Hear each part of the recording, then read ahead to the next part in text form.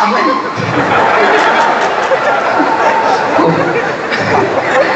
Flow അങ്ങ് പോയി. നീ പറഞ്ഞ് ജയിച്ചാണോ ഇത്? സാധാരണ ഇങ്ങനത്തെ പരിപാടി നിന്റെ ഭാഗത്ത് ഉണ്ടാവാറ്.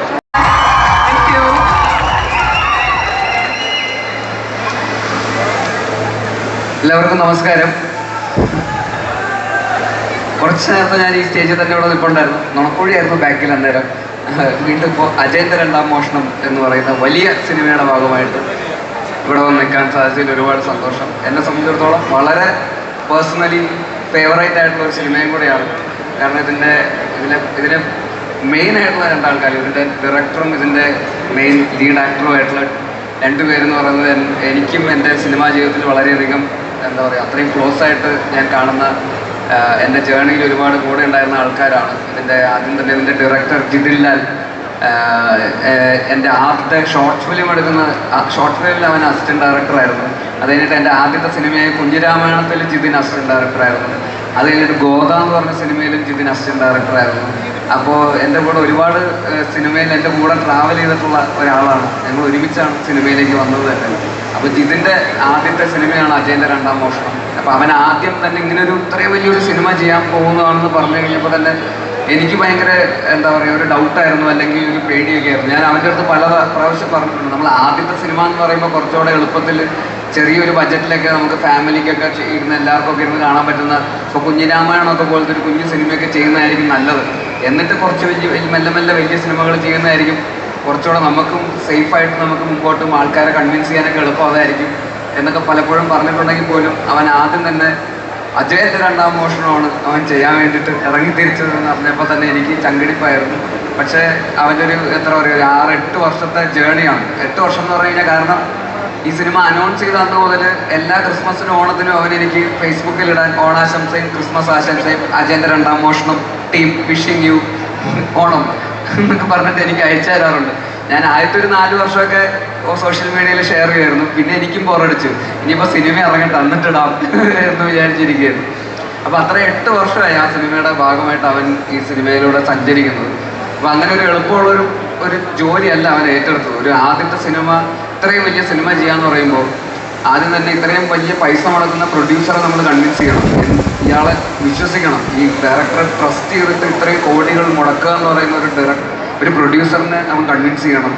ഇത്രയും എഫേർട്ട് എടുക്കാൻ വേണ്ടിയിട്ട് ആക്ടേഴ്സിനെ ഒരു ഡയറക്ടർ എന്നുള്ള രീതിയിൽ അവൻ കൺവിൻസ് ചെയ്യണം. ആദ്യത്തെ സിനിമ ചെയ്യാൻ പോകുന്ന ഒരു ഡയറക്ടറിന് വേണ്ടിയിട്ട് ഒരു ആക്ടർ 100-150 ദിവസമാണ് ഈ രാത്രിയും പകലും കിടന്ന് കഷ്ടപ്പെട്ട് പണിയെടുക്കുന്നത്. അപ്പോൾ അത്രയും ദിവസം ഒരു എഫേർട്ട്, ഒരു ജീവിതത്തിലൊരു മെയിൻ ഫേസ് തന്നെ അയാൾക്ക് വേണ്ടി ഡെഡിക്കേറ്റ് ചെയ്ത് അയാളെ വിശ്വസിച്ച് മുന്നിട്ടിറങ്ങുക എന്ന് പറയുന്നത് ആ ഡയറക്ടർക്ക്, ആ അഭിനേതാക്കളെയും അതുപോലെ തന്നെ കൂടെ വർക്ക് ചെയ്യുന്ന ടെക്നീഷ്യൻസ്, ഇതിൻ്റെ ക്യാമറാമാൻ മുതൽ എഡിറ്റർ മുതൽ മ്യൂസിക് ഡയറക്ടർ, എല്ലാ ടെക്നീഷ്യൻസിനെയും ഒക്കെ കൺവിൻസ് ചെയ്ത് ഒരു കുടക്കീഴിൽ എല്ലാവരെയും തൻ്റെ വിഷനോട് ചേർത്ത് പിടിച്ചുകൊണ്ട് കൊണ്ടുപോകുക എന്ന് പറയുന്നത് ഒരു ഡയറക്ടർ എന്നുള്ള രീതിയിൽ ഭയങ്കരമായിട്ടുള്ള കമ്മിറ്റ്മെൻറ്റും ഡെഡിക്കേഷനും, മെൻ്റലി കുറേ കൂടെ നമ്മൾ സ്റ്റേബിൾ ആയിരിക്കണം. ഈ പറയുന്ന ഭയങ്കര പ്രഷർ നമുക്ക് വരുന്ന സിറ്റുവേഷൻസ് ഉണ്ടാവും.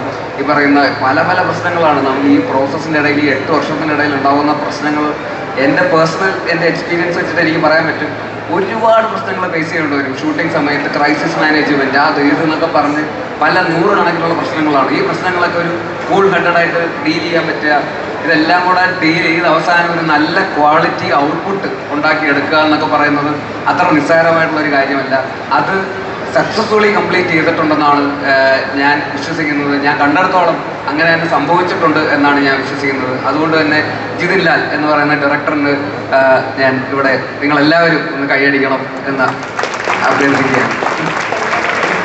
അതുപോലെ തന്നെ ടൊവിനോ, നിങ്ങൾക്ക് എല്ലാവർക്കും അറിയാം, ഞങ്ങൾ ഒരുമിച്ച് തുടങ്ങിയതാണ്. ഇതുപോലെ തന്നെ ഗോദയിൽ ടൊവി നായകനായിരുന്നു. അത് കഴിഞ്ഞ് മിന്നൽ മുരളി ചെയ്തു.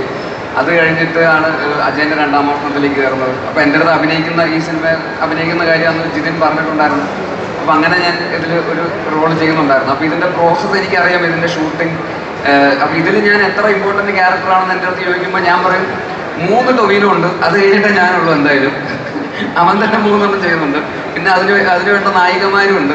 അതെല്ലാം കഴിഞ്ഞിട്ടുള്ളൊരു റോളാണ് എൻ്റെ റോള്. അപ്പൊ 3 റോൾ ഒരാൾ തന്നെ ഒരു നായകന്റെ കാശ് മേടിച്ചിട്ട് 3 പേരുടെ പണിയെടുക്കുക എന്ന് പറയുന്നത് അത്ര എളുപ്പമുള്ള കാര്യമല്ല. അതായത് ഒരു സിനിമയിൽ തന്നെ 3 ആളായിട്ട് നിൽക്കുക എന്ന് പറയുന്നത്, അത് പല കാലഘട്ടങ്ങളിലുള്ള ആൾക്കാരായിട്ട് അഭിനയിക്കുക എന്ന് പറയുന്നത് അത്ര നിസ്സാരമായിട്ടുള്ള കാര്യമല്ല. കാരണം നമ്മുടെ മാനറിസംസും നമ്മുടെ ബോഡി ലാംഗ്വേജും എക്സ്പ്രഷൻസും ഒക്കെ ഒരേപോലെ ആയിപ്പോകാനുള്ള സാധ്യതയുണ്ട്. അത് മൂന്നാളായിട്ട് ഫീൽ ചെയ്യിപ്പിക്കുക ഒരേ സമയത്ത് തന്നെ അടുത്ത സെക്കൻഡിൽ മറ്റേ ആളായിരിക്കും കാണിക്കുക. ഒരു 2 മിനിറ്റ് കഴിയുമ്പോൾ തിരിച്ച് വീണ്ടും ഈ കാലഘട്ടത്തിലെ ആളെ കാണിക്കും. ഇതെല്ലാം ഇങ്ങനെ മാറി മറിഞ്ഞുകൊണ്ടിരിക്കുമ്പോൾ നമ്മൾ പലതായിട്ട് തോന്നിപ്പിക്കുക എന്ന് പറയുന്നത് അത്ര നിസ്സാരമായിട്ടുള്ള ഒരു കാര്യമല്ല. അത് ഈ പറയുന്ന ഒരു ആക്ടർ എന്നുള്ള രീതിയിലും അതുപോലെ തന്നെ ഫിസിക്കലി എടുക്കുന്ന എഫേർട്ടൊക്കെ ഒരുപാട് എഫേർട്ട് എടുത്തിട്ടാണ് ഈ സിനിമയ്ക്ക് വേണ്ടി ഡെഡിക്കേറ്റ് ചെയ്ത് അതിനുവേണ്ടി ഇറങ്ങി തിരിച്ചത്. ഞാൻ ജയ ജയ എന്ന് പറഞ്ഞൊരു സിനിമയിൽ ഒരു 5 മിനിറ്റിന്റെ ആക്ഷൻ ചെയ്തപ്പോൾ തന്നെ എനിക്ക് മതി, ഇനി ഞാൻ ആക്ഷൻ ചെയ്യില്ല എന്ന് പറഞ്ഞതാണ്. എന്നെ കൊണ്ട് വയ്യ, ഇടിയും കൊണ്ട് സ്റ്റിച്ചൊക്കെ ഇട്ട് ആശുപത്രിയിലേക്ക് അയാളാണ്. അപ്പോൾ അങ്ങനെയുള്ള സാഹചര്യത്തിലാണ് മുഴുനീള ആക്ഷൻ സിനിമയൊക്കെ ചെയ്യുന്നത്. കുതിരപ്പുറത്തൊക്കെ കയറി ഓടിക്കുക, കുതിരയുടെ പുറത്തൊക്കെ കയറി ഓടിക്കുക എന്ന് സിനിമയിൽ കാണുന്നത് ഭയങ്കര എളുപ്പമാണ്. പക്ഷെ ജീവിതത്തിൽ അത്ര എളുപ്പമല്ലാതെ കുതിര കയറിയിട്ടുള്ളവർക്ക് എനിക്ക് അറിയാമെന്ന് എനിക്ക് തോന്നുന്നു. കുതിരയ്ക്ക് തോന്നുന്ന വഴിക്കൊക്കെ ഓടിക്കളയും ചിലപ്പോൾ. അതുപോലെ കുതിരയെ വെച്ച് ഷൂട്ട് ചെയ്യുക എന്ന് പറയുന്നത് അത്ര എളുപ്പമുള്ള കാര്യമല്ല. അവിടെ നിന്ന് ഇവിടെ വരെ കുതിര ഓടണം എന്ന് പറഞ്ഞ ആക്ഷൻ എന്ന് പറഞ്ഞാൽ കുതിരയൊന്നും ഓടുകയൊന്നുമില്ല. അങ്ങനെ യുദ്ധമൊക്കെ ഷൂട്ട് ചെയ്ത് നിങ്ങളൊന്ന് ആലോചിച്ച് നോക്കി, 500 കുതിര അവിടെ നിന്ന് ഇങ്ങോട്ട് ഇവിടം വരെ ഓടുകയാണ്. ഈ കുതിരകളുടെ ആക്ഷൻ എന്ന് പറയുമ്പോൾ തോന്നിയ വഴിക്കൊക്കെ ആയിരിക്കും ഓടുക. ഈ കുതിരകൾ എല്ലാവരെയും കൺട്രോൾ ചെയ്ത് 500 കുതിരകൾ ഇങ്ങനെ ഓടിക്കുക എന്ന് പറയുന്നത് അത്ര എളുപ്പമുള്ള കാര്യമല്ല. അപ്പം അതൊക്കെ ഒരു അത്യാവശ്യം പണിയുണ്ട്. അപ്പോൾ അതൊക്കെ ടൊവിനോ എന്ന് പറയുന്ന ഒരു ആക്ടർ, അത് ഞാൻ കാണുമ്പോൾ രാത്രിയും പകലും ഷൂട്ടിങ്ങാണ്. എനിക്ക് ആ ഷൂട്ടിങ്ങിൻ്റെ ഇടയിൽ അതൊരു പ്രത്യേക ഒരു ടെറയിൽ ആ സിനിമ ഷൂട്ട് ചെയ്തത്. അപ്പോൾ ഭയങ്കര മഞ്ഞും പൊടിയും ഒക്കെ ഉള്ളൊരു ക്ലൈമറ്റാണ്. അവിടെ പോയിട്ട് രാത്രിയും പകലൊക്കെ ഷൂട്ട് ചെയ്തിട്ട് അവസാനം എനിക്ക് ന്യൂമോണിയ വന്നു. എന്നിട്ട് ഞാൻ ആശുപത്രിയിൽ അഡ്മിറ്റൊക്കെ ആയി. എന്നിട്ട് പിന്നെ എനിക്ക് പിന്നെ പേടി സ്വപ്നമായിരുന്നു ആ ലൊക്കേഷനിലേക്ക് പോകുമെന്ന് പറയുമ്പോഴേക്കും. എൻ്റെ ദൈവം ഞാൻ ഇല്ല, എനിക്ക് വയ്യ എന്നൊക്കെ പറഞ്ഞാണ് ഞാൻ അവിടെ പോയിക്കൊണ്ടിരുന്നത്. അപ്പോൾ ആ ലൊക്കേഷനിൽ നിന്നിട്ട് ഈ പറയുന്ന രാത്രിയും പകലും ആ തണുപ്പത്തും ഈ പറയുന്ന പൊടിയും വെയിലും പല കാലാവസ്ഥ പച്ചകെട്ടി വരുന്ന സിറ്റുവേഷനിൽ ഫൈറ്റ് ചെയ്ത് പലതരത്തിലുള്ള ആക്ഷൻ സീക്വൻസുകൾ ചെയ്ത് ഇതെല്ലാം കഴിഞ്ഞിട്ട് അതിരാവിലെ കുതിര സവാരി, ഈ പറയുന്ന കുതിര ഹോഴ്സ് റൈഡിങ് പഠിക്കാൻ വേണ്ടി പോകും. രാവിലെ 6 മണിയാകുമ്പോൾ എണീറ്റ് കുതിരപ്പുറത്ത് പോകുന്നതാണ്. ഷൂട്ടൊക്കെ കഴിഞ്ഞ് വരുമ്പോൾ അടയും കുതിരേൻ്റെ പുറത്തായിരിക്കും. ഇതും കഴിഞ്ഞിട്ട് പിന്നെ വന്ന് കുറച്ചു നേരം കിടന്നുറങ്ങിയിട്ട് പിന്നെ വീണ്ടും ലൊക്കേഷനിൽ വന്ന് വീണ്ടും ഫൈറ്റ്. അപ്പോൾ ഇത് കുറച്ചധികം പണിയെടുത്തിട്ടുണ്ട് ഈ സിനിമയ്ക്കുള്ളിൽ. ഞാൻ ചുമ്മാ ഇരുന്ന് പറയുകയല്ല, ഈ സിനിമ നിങ്ങൾ കാണാൻ വേണ്ടി ഞാൻ പറയുന്നതല്ല, നിങ്ങൾ എന്തായാലും കാണണം. പക്ഷേ ഞാൻ ഇതിൻ്റെ പിന്നിലുള്ളൊരു പ്രോസസ്സ്, ഇത്രയും ഹെക്ടിക്കായിട്ടുള്ളൊരു പ്രോസസ്സ് സിനിമയ്ക്ക് പിന്നിലുണ്ട് എന്നുള്ള റിയാലിറ്റി ഞാൻ നിങ്ങൾക്ക് ഷെയർ ചെയ്യുന്നതാണ്. അപ്പോൾ അത്രയും പണിയെടുത്തിട്ടാണ് ആക്ടർ എന്നുള്ള രീതിയിലും ഫിസിക്കലിയും അല്ലാതെയും ഒരു ക്യാരക്ടറിനൊക്കെ വേണ്ടിയിട്ട് ഒരുപാട് എഫേർട്ട് എടുത്തിട്ട് ഒരു കരിയറിൻ്റെ ഒരു വർഷം 1.5 വർഷത്തോളം ആക്ടർ എന്നുള്ള രീതിയിൽ തന്നെ അതിനുവേണ്ടി ഡെഡിക്കേറ്റ് ചെയ്ത് ചെയ്തിട്ടുള്ള ഒരു സിനിമയാണ്. അപ്പോൾ അതുകൊണ്ട് ടൊവിനോ തോമസ് എന്ന ആക്ടറിന് വേണ്ടിയും ഈ സിനിമ നിങ്ങൾ എന്തായാലും കാണുക. അതിനും ഒരു വലിയ കയ്യടി നിങ്ങൾ പ്ലീസ്. ഈ സിനിമയിൽ അഭിനയിച്ച എല്ലാവരുടെയും പേരിൽ ഇതുപോലെ എടുത്ത് പറയണമെന്നുണ്ട്. പക്ഷേ സമയപരിമിതി കൊണ്ട് ഞാൻ തന്നെ ഇവിടെ എന്ന് പറഞ്ഞു കഴിഞ്ഞാൽ പിന്നെ അവരൊന്നും പറയാനുണ്ടാവില്ല. അതുകൊണ്ട് ഞാൻ ബാക്കിയുള്ളവർ എല്ലാവരും ഇതുപോലെയൊക്കെ തന്നെയാണ്. അതുപോലെ സുരഭി ആണെങ്കിലും മറ്റ് ആക്ട്രസസ് ആണെങ്കിലും, അതുപോലെ സുജിത്തേട്ടൻ്റെ സ്ക്രിപ്റ്റാണ്. സുജിത്തേട്ടനെ ഞാൻ ഗോതയുടെ സമയത്ത് പരിചയപ്പെട്ടതാണ്. അദ്ദേഹവും അന്ന് തൊട്ട് ഈ സ്ക്രിപ്റ്റുമായിട്ട് കൊണ്ടു നടക്കുന്നതാണ്. അദ്ദേഹവും ഈ പറയുന്ന പോലെ ഒരുപാട് ആത്മാർത്ഥമായിട്ട് എഴുതി അദ്ദേഹത്തിൻ്റെ നാട്ടിൽ തന്നെ സെറ്റ് ചെയ്തിരിക്കുന്ന കണ്ണൂരുകാരനാണ് അദ്ദേഹം. കാസർഗോഡാണ്. അപ്പോൾ കാസർഗോഡിൻ്റെയൊക്കെ പശ്ചാത്തലത്തിൽ നടക്കുന്ന ഒരു കഥയാണ്. അതും വളരെ ഒതൻറ്റിക്കായിട്ട് വളരെ റിയലിസ്റ്റിക് ആയിട്ട് അദ്ദേഹം അതിനെ കൺവിൻസ് ചെയ്യുകയും എന്നൊരു ജിയോദിക്കാവ് എന്ന് പറയുന്ന സ്റ്റോറി വേൾഡ് ഈ സിനിമയ്ക്ക് വേണ്ടി ഉണ്ടാക്കിയെടുക്കുകയും ആ ലോകത്ത് നടക്കുന്ന ഒരു കഥയായിട്ട് നമുക്ക് തോന്നിപ്പിക്കുകയും ചെയ്യുന്ന രീതിയിലുള്ള കഥാപാത്രങ്ങൾ സൃഷ്ടിക്കുകയും ഒക്കെ ചെയ്ത ഒരു എഴുത്തുകാരൻ. അപ്പോൾ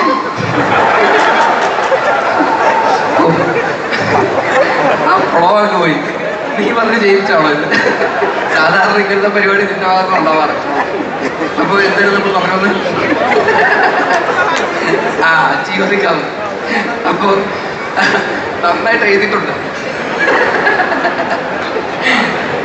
അതുപോലെ ഇതിൻ്റെ പ്രൊഡ്യൂസർ ലിസ്റ്റിൻ ചേട്ടൻ, അദ്ദേഹവും ഈ പറയുന്ന പോലെ നേരത്തെ പറഞ്ഞ പോലെ കടം മേടിച്ചും കുടുംബം വിറ്റുമൊക്കെയാണ് എന്നൊക്കെയാണ് അദ്ദേഹം പറയുന്നത്. ആദ്യം ഞാൻ വിശ്വസിക്കുന്നില്ല, എന്നാലും ഇത്രയും റിസ്ക് എടുത്തിട്ടാണ് ഈ സിനിമ അദ്ദേഹവും ചെയ്തിരിക്കുന്നത്. കാരണം ഇതിന് അത്യാവശ്യം നല്ല രീതിയിൽ കാശ് ചിലവായിട്ടുണ്ട്. അപ്പോൾ അത് ഇത്രയും ലാംഗ്വേജസിലൊക്കെ ഇറക്കി ഇത്രയും ആൾക്കാരുടെ മുമ്പിലേക്ക് എത്തിച്ച് അത് ആ സിനിമ ഇവിടെ ഒന്നും നിൽക്കേണ്ട ഒരു സിനിമയല്ല, അത് കുറേ കൂടെ ലാർജർ ഓഡിയൻസിലേക്ക് ഇത് എത്തണം എന്നുള്ളൊരു വിഷൻ അദ്ദേഹത്തിൻ്റെ ഭാഗത്ത് ഉണ്ടാകുകയും അങ്ങനെയാണ് ARM എന്നുള്ള പേരിലേക്ക് എത്തുന്നത് തന്നെ ആ ഒരു തോട്ട് പ്രോസസിൻ്റെ ഭാഗമാണ്. അജയൻ്റെ 2ാം മോഷണം എന്ന് ഹിന്ദിയിലും തമിഴിലൊക്കെ പോയി കഴിഞ്ഞാൽ അവർക്ക് ചിലപ്പോൾ ചേട്ടാ ഒരു അജയൻ എന്ന് പറയാൻ ചിലപ്പോൾ ടിക്കറ്റ് എടുക്കാൻ നേരത്തെ ചിലപ്പോൾ ബുദ്ധിമുട്ടുമായിരിക്കും എന്നുള്ള ഒരു റിയലൈസേഷൻ കാരണമാണ് അദ്ദേഹം അതിന് ARM എന്നിട്ട് കഴിയുമ്പോൾ ഇപ്പോൾ തമിഴ്നാട്ടിൽ പോയാലും ഹിന്ദി പോയാലും എല്ലാവർക്കും ARM എന്നൊക്കെ പറയാൻ എളുപ്പമാണല്ലോ. അപ്പോൾ അത് നല്ലൊരു കൈയടി അദ്ദേഹം അറിയിക്കുന്നുണ്ട്. ആ റിസ്കിൽ എല്ലാവരും പ്ലീസ് ചേട്ടൻ അതുപോലെ എല്ലാ ടെക്നീഷ്യൻസും ADs ബാക്കി ക്രൂ ഇവരുടെയൊക്കെ എഫേർട്ട് നേരിട്ട് കണ്ടിട്ടുണ്ട്. അതിൻ്റെ ഒരു ചെറിയ ഭാഗമെന്നുള്ളതിൽ എനിക്കിത് വളരെ ജെന്യുവനായിട്ട് പറയാൻ പറ്റും.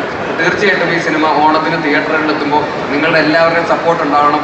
മലയാള സിനിമയ്ക്ക് നമുക്ക് എന്താ പറയുക അഭിമാനിക്കാവുന്ന മലയാളികൾക്ക് അഭിമാനിക്കാവുന്ന ഒരു സിനിമയായിട്ട് അജയൻ്റെ രണ്ടാം മോഷണം മാറട്ടെ എന്ന് ആത്മാർത്ഥമായി ആഗ്രഹിക്കുന്നു. ഒരിക്കൽ കൂടി നിങ്ങളുടെ എല്ലാവരുടെയും സപ്പോർട്ട് ആഗ്രഹിക്കുന്നു. ഇതിലുള്ള എല്ലാവർക്കും ആശംസകൾ അറിയിക്കുന്നു. Thank you so much. Thank you so much Basil. ഞങ്ങൾക്ക് മൈക്ക് തിരിച്ചു തരുമോ? Thank you. ഞങ്ങൾ ക്യാമറയ്ക്ക് വേണ്ടി സ്പെഷ്യലായിട്ടൊരു പരിപാടി നടത്തിയാണ് ആയിരിക്കും. Okay, so 2.5 million views cross ചെയ്ത ടീസർ ആണ് ARMന്റെ. നമുക്ക് ഒരിക്കൽ കൂടി ഈ ടീസർ കാണാം. Let's have the teaser please.